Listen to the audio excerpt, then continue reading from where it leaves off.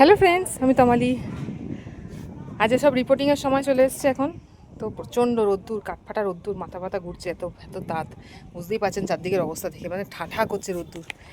অনেকে বলছিলেন কাঞ্চন ফুলের বীজ, এই দেখুন বীজ হচ্ছে, সব ফুল শেষ হয়ে গেছে, কত বীজ হয়ে আছে। যাদের দরকার আছে নিয়ে চলে যাবেন, নাহলে বেকার পড়ে নষ্ট হয়। অত চারা নিয়ে আমি কী করব। প্রচুর আছে, দেখুন ঝুলছে পুরো সিমের বীজের, সিমের মতন। তো এই যে নিচে এইখান থেকে মাটি আর সিন্ডার তুলে নিয়ে এসছি, ওখান থেকে তুলে নিয়ে এই তিনতলার ছাদে এখন রিপোর্টিং চলছে। এই যে আমি মালি, তমালি, একটাই মালি আছে, তো সে রিপোর্টিং করছে।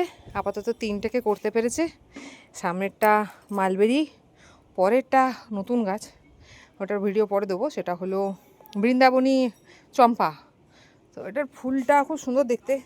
পরে এটার একটা আলাদা করে ভিডিও দেবো, কারণ নতুন গাছ, আগে আমি নিজে ধাতস্থ হয়ে যাই তারপরে বলবো।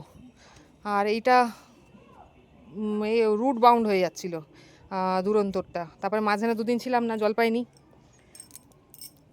ঝাপসা হয়ে যাচ্ছিলো পুরো। তাই ওকে বড় টবে দিয়েছি, একটা ড্রামে, সব ড্রামে।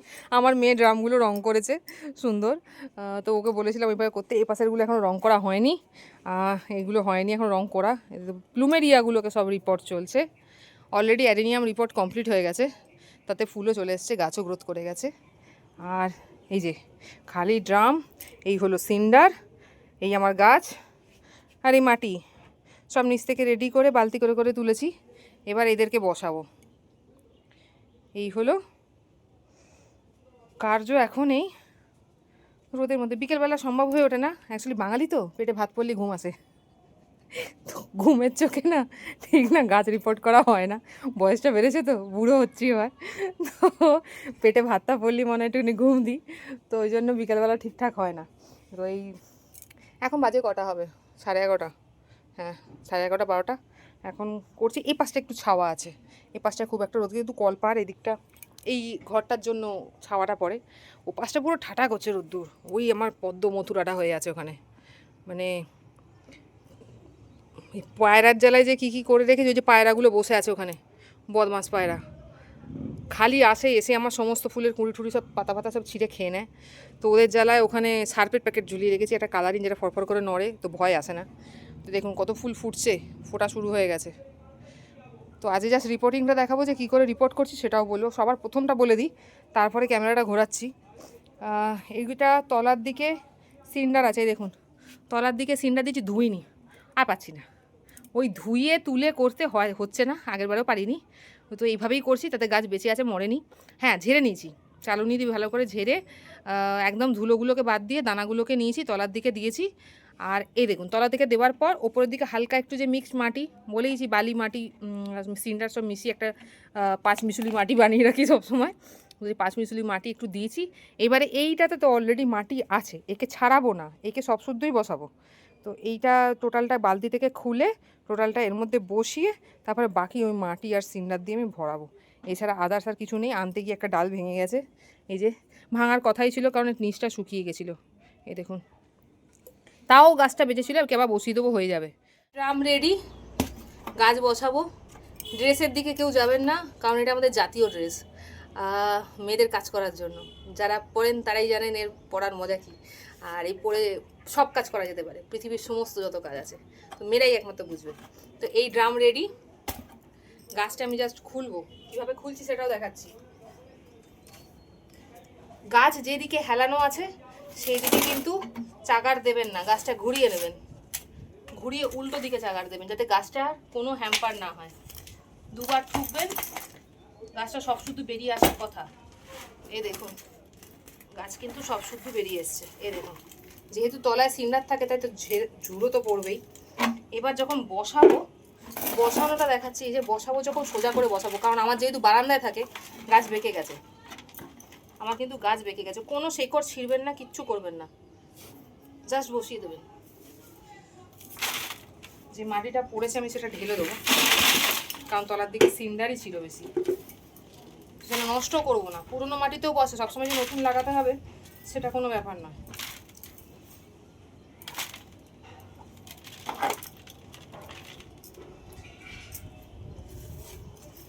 তো গাছ সোজা হয়ে বসেছে, কারণ আমার ম্যাক্সিমাম গাছ যেহেতু বারান্দায় থাকে বেঁকা, যেদিকে রোদ্দুর পায় সেদিকে বেঁকে যায়, এই এক সমস্যা। তোকে সোজা করে বসাতে হবে, এবার সব ছাদে থাকবে, ছাদে করে দেবো এইসব গাছগুলোকে।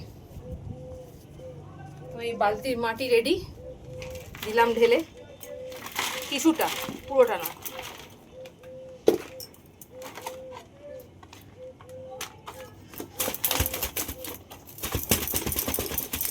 একটু ঝাঁকিয়ে নেবেন, না হলে এত বড় ড্রামে না হ্যান্ডেল করতে পারবেন না যে আদৌ মাটিটা ভেতরে ঢুকলো কিনা। একটু সিন্ডার দেবো, মিশিয়ে দেবো জাস্ট।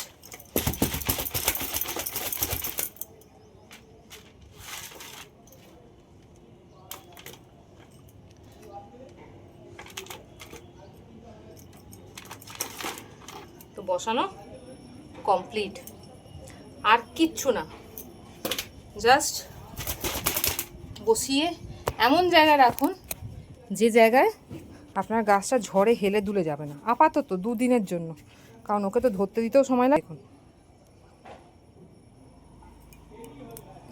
গাছ কিন্তু বসানো কমপ্লিট। আমি কিন্তু পুরো মাথা অবধি ভর্তি করিনি, এটা বারবার খেয়াল রাখবো। অনেকে করেন কি পুরো চুবু চুবু করে দেন, একদম করবেন না, কারণ এটা অন্তত এক এতটা হাফ হাতের মতন, এতটা জায়গা মতন ফাঁকা রাখবেন, যতটা লাগে ততটা দেবেন, তার বেশি নয়। কারণ এরপরে আমি সার দেবো, আবার হয়তো পরের বছর ওপরে আর একটু মাটি দিলাম, নতুন মাটি বা মিক্স সার দিলাম, তখন আপনার দেওয়ার জায়গা থাকবে না। আপনি যদি পুরোটা ভর্তি করে দেন কানায়, আর ভারীও হয়ে যাবে, অতটা দরকার নেই। ওটা বছরের পর বছর আস্তে আস্তে আস্তে আস্তে করে মিক্সচার দিতে দিতে ওটা কিন্তু বেড়ে যাবে।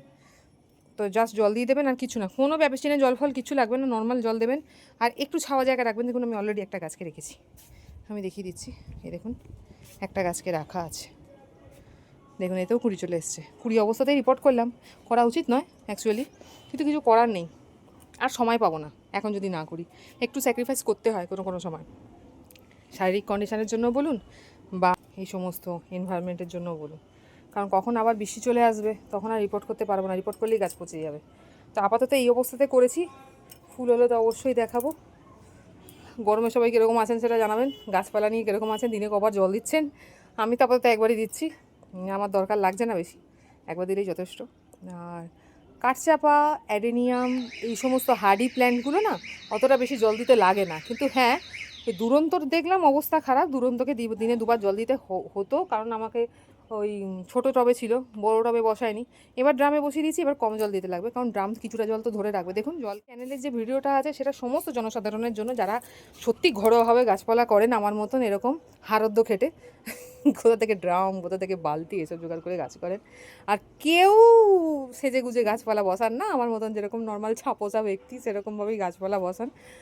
তো এটা একটুখানি মানতে হবে, কিছু করার নেই। আমি অনেকেই বলছে দিদি সেজে গুজে আসে, তোমাকে ভালো লাগে, সেজে গুজে এসে ভিডিও করো না কেন? পারবো না করতে, সবসময় সময় হয় না। যখন হ্যাঁ হয়তো সেজে আছি, তখন হয়তো মনে হলো যে একটা ভিডিও করা দরকার, তখন হয়তো করলাম, না হলে আদারওয়াইজ সময়ই পাই না। এত গাছপালা, প্রচুর গাছ, এখানে এতগুলোকে রিপোর্ট করেছি সব কটাকে। আবার এই বড় ড্রামে রিপোর্ট করা শুরু হয়েছে, অলরেডি ছাদে আছে, বারান্দায় আছে, অর্কিড আছে, তার মধ্যে পদ্মগুলোকে রিপোর্ট করেছি। মানে এবারে রিপোর্ট সেরকম করিনি, হাত বের করে হাত ঢুকিয়ে টিউবারগুলো যেগুলো পচা ছিল সেগুলোকে বের করে দিয়ে নতুনটাকে বসিয়ে দিয়েছি। এবারে আর পারিনি বেশি, আর সার মাঝখানে দিয়ে দিয়েছি, যা হবে হবে। তাতেই তো ফুল চলে এসছে দেখছি, খারাপ কি এসছে, ভালোই তো এসছে।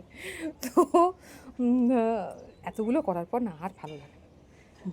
এমনি ফুল দিলে খুব ভালো লাগে, কিন্তু যতটা গাছ দেখতে ভালো লাগছে, খাটনি তার 10 ডবল বেশি। মানে যদি হ্যাঁ মানে হেল্পিং হ্যান্ড থাকে খুব ভালো লাগে, যদি হেল্পিং হ্যান্ড যদি 0 হয় আমার মতন, মানে কেউ একটা বালতি তুলে দেওয়ার মতনও নেই, তাহলে ওই জাস্ট মনের জোরে করছি, যতদিন ভগবান শরীর দিচ্ছে ততদিন করব, তারপরে বিছানা শুয়ে পড়লে আর করতে পারবো, তখন হয়তো লোকও পাবো না আমাকে করে দেবে। কারণ এখানে লোকেদের অতটা ইন্টারেস্ট নেই যতটা আমি পাগল গাছের জন্য, এখানে লোকেরা অতটা পাগল নয়। আর এখানে লোকেরা নিজেরটা করতেই ব্যস্ত, তো আপনারটা কী করবে? তো ওটা বেকার বলা। তো যাই হোক, যতদিন সামর্থ্য আছে, বডি আছে, এখনও আছে, করছি। বড় বড় 20 লিটারের ড্রাম তুলছি, পারি না, প্রচণ্ড কোমরে লাগে, কিন্তু তুলছি। এটা যদি এবার এইটাকে তুলে, এবার আমি হাস্যকর কথাটা বলি, সুন্দর তো দেখছেন, সব কিছু দেখছেন, ড্রামেও ভর্তি করে দিচ্ছি, ওখানে দেখছেন, এইটাকে তুলে এবার এখানে নিয়ে যেতে হবে। হ্যাঁ, এই সব কটা ড্রামকে ভরাট করার পর ওপরে নিয়ে যেতে হবে। ওকে রিপোর্ট করতে পারতাম, কিন্তু ওই যে রেলিং রেডি হচ্ছে, সব রেলিং বসানো হবে, হলে খাবো। ঠাকুরের কৃপায় যেন আপনারা আশীর্বাদ করুন যেন হয়ে যায়। হয়ে গেলে আমার একটু একটু হেল্প হবে। এই গাছগুলোকে যদি একবার সেটেল করে দিতে পারি না, তাহলে শুধু জল দিলাম, খেতে দিলাম, একটু বছরে একবার হয়তো একটু খুঁড়ে রিপোর্ট করলাম, ড্রামের গাছকে বেশি চেঞ্জ করতে লাগে না, তো ওটা আমার ক্ষেত্রে না একটু সুবিধা হয়ে যাবে। তো আশীর্বাদ করুন যেন এই রেলিংটা হয়ে যায়। মিস্ত্রি যা ঝোলাচ্ছে 1 মাস ধরে, কবে হবে ভগবান জানে। তো আশীর্বাদ করুন যেন তাড়াতাড়ি হয়ে যায়, আর আমি সব কিছু সাজিয়ে গুছিয়ে নিতে পারি, তাহলে আমার একটুখানি সুরাহা হয়। তো ওইটার জন্যই আমি রিপোর্ট করছি নিচে। এবার এই বড় বড় ভারী ভারী এই মাটি শুদ্ধ ড্রামগুলো, গাছ শুদ্ধ, আমাকে ওই ওপরে নিয়ে যেতে হবে একটা একটা করে। হ্যাঁ, সেটা হয়তো 1 সপ্তাহ ধরে চলবে, কারণ আমার একার পক্ষে একদিনে 10টা ড্রাম তোলা সম্ভব নয়। তাহলে বরের পয়সা আরও খরচা হবে, হসপিটালে ভর্তি হতে হবে কোমরের যন্ত্রণা নিয়ে। তো যাই হোক, যেটা একদম পুরো সত্যি কথা সেটা বললাম। তো জাস্ট আজকে এটুকু করছি, আপনাদের সামনে আছে, বাকিগুলো আস্তে আস্তে করবো, তো অবশ্যই দেখাবো। আজকে এটাই করেছি, এই কয়েকটাই রিপোর্ট করেছি। এই প্লুমেরিয়াগুলোকে সবকটাকে আমি ড্রামে দেবো, যাতে এদেরকে চেঞ্জ না করতে হতে পারে। কারণ আমার অলরেডি দেখেছেন বারান্দায় যে প্রচুর বড় যে প্লুমেরিয়ার গাছটা, সেটা হয়ে গেল 7-8 বছর কি 9 বছরের কাছে হয়ে গেছে। ওটা 9 বছর ওই ড্রামেই আছে, কোনো হেলদোল নেই, গুচ্ছের খানেক ফুল দেয়, কোনো হেলদোল নেই। খালি ওপরে মাটিটা খুঁড়ে আবার নতুন মাটি আর সার দিয়ে বসিয়ে দিই, বিন্দাস আছে, কোনো অসুবিধা নেই। তো এই প্লুমেরিয়াগুলোকে সবকটাকে আমি ড্রামে দিয়ে দেবো।